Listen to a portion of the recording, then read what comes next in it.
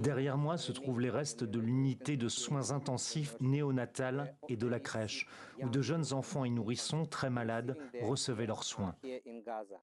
Ce sont des images rares, filmées quelques jours après le retrait de l'armée israélienne. Celle de l'hôpital Al-Shifa, le plus grand de la bande de Gaza, capturé par une équipe d'employés des Nations Unies. Après 2 semaines de siège et de bombardements, le complexe médical n'est plus qu'un champ de ruines. Les hôpitaux doivent toujours être des lieux de sécurité, des lieux de guérison protégés.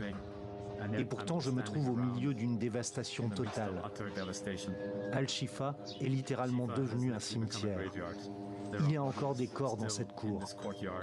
Israël affirme que des militants du Hamas s'y cachaient pour coordonner des attaques. Selon l'OMS, seuls 10 des 36 principaux hôpitaux de Gaza sont encore partiellement fonctionnels. Le personnel de santé doit y faire face à des pénuries de médicaments et autres matériel médical.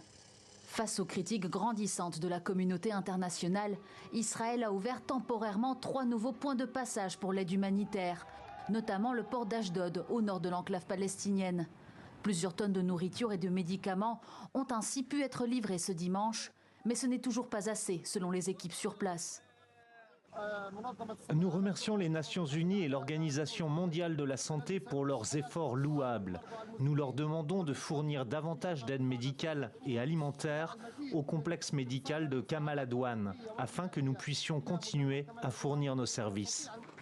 De son côté, l'armée israélienne a annoncé avoir retiré ses troupes du sud de la bande de Gaza afin de se préparer à de futures opérations, mais poursuit toujours son incursion dans le nord.